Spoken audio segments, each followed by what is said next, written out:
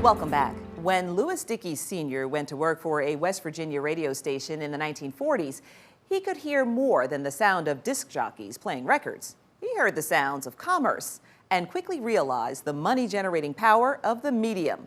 He would go on to accumulate several radio stations under his Midwestern Broadcasting banner. And during the 1970s, residents in Toledo, Ohio, listened to the programming flowing out of some of Midwestern stations. But it was Lew Dickey Jr., second oldest of 6, who listened with great enthusiasm, picking out the highs and lows of the radio business, learning what would turn out to be the groundwork for his own enterprise. He talks about it in today's Executive Profiles. So let's, as they say in radio, go back to those thrilling days of yesteryear. Back to Toledo, back to your youth. Talk to us about, other than the cold weather, what's it like growing up in Toledo? Toledo's a great town. It's the quintessential Midwest town. I grew up in a middle-class neighborhood. We had 6 kids in my family, and we had one of the smallest families on the block. And so that kind of puts it all in perspective. But it was a wonderful place to grow up. So you're playing golf in the winter in Toledo, right? That was your sport. That was my sport. I can remember taking my snow shovel out onto we live near a golf course, and shoveling out a little path and taking my shag bag out there and hitting golf balls, and it's really what I wanted to do. And I worked very hard at it, and was fortunate enough to get a scholarship to go to Stanford and play there. So you're at Stanford and you got hurt, I understand. I did. And broke my foot going into my senior year.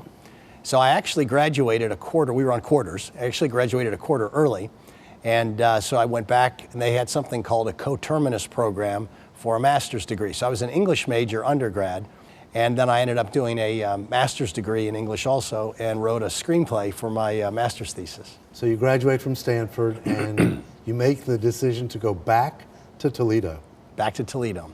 My roommate across the hall and I started a software company to do enterprise software, traffic and billing at the time, for radio stations. And so we wrote the software, and I would go out and sell it. And I started getting some clients, and then he wanted to go back and get his master's. And then I decided, I like more than this, and so I want to do maybe the strategy side of it. And so then that's when I spent time and really educated myself on statistics and sociology and market research, and then launched a business doing that. Used my father's stations as guinea pigs. That's what got me started.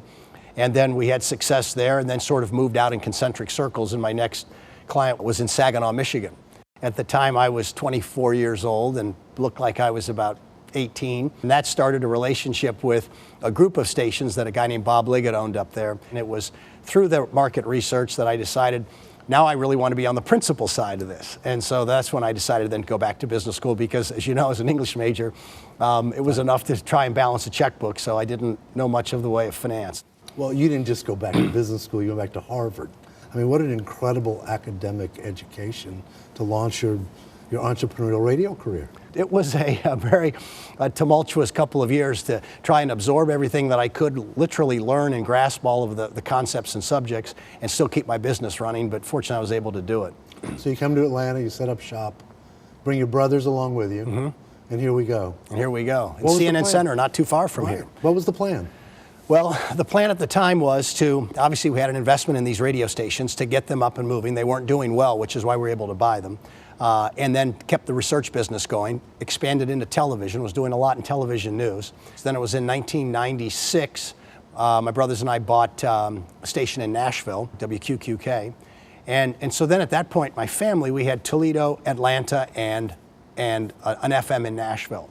I was consulting a station in the Caribbean that the family that owns the Tribune, the Karens, had. And so word had spread, because all of a sudden they launched an FM and it was now doing more revenue and cash flow than their newspaper that they had owned for 100 years.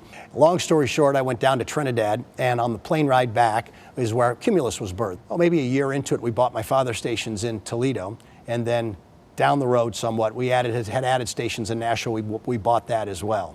Susquehanna added to the equation.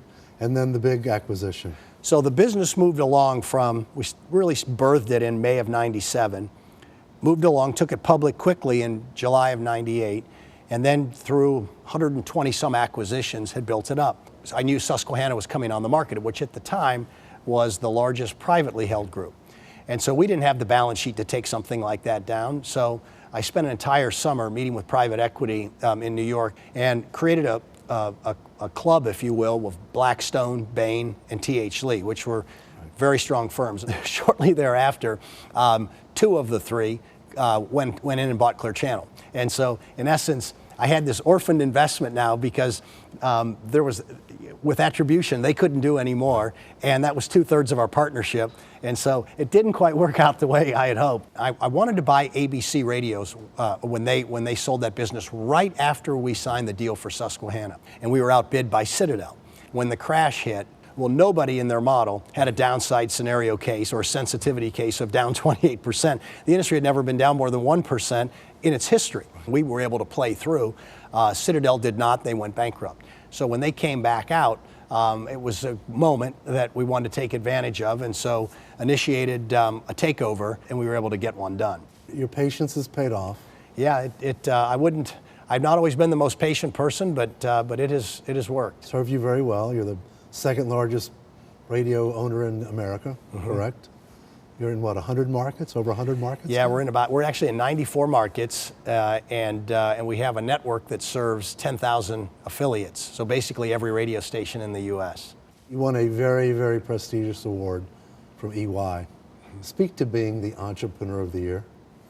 Well, that is a real honor, because if you see the other people that are included in that you're up against, and then there are many that you don't see, because there's a whole list of companies that began the process that are nominated. I'm a student of business, so I actually found it interesting to sit through this and listen to the vignettes on all the other companies, their business models, what they've been able to do. But it was great company to be in, and a real honor to win. Cumulus Media keeps turning up the volume on its myriad of brands. Cumulus-owned Westwood One launched its own locally branded news service, aptly named Westwood One News. The network is powered by CNN. Cumulus's Nash Icon brand, a collection of country music radio stations and a record label, recently signed country music stars Reba McEntire and Martina McBride. Coming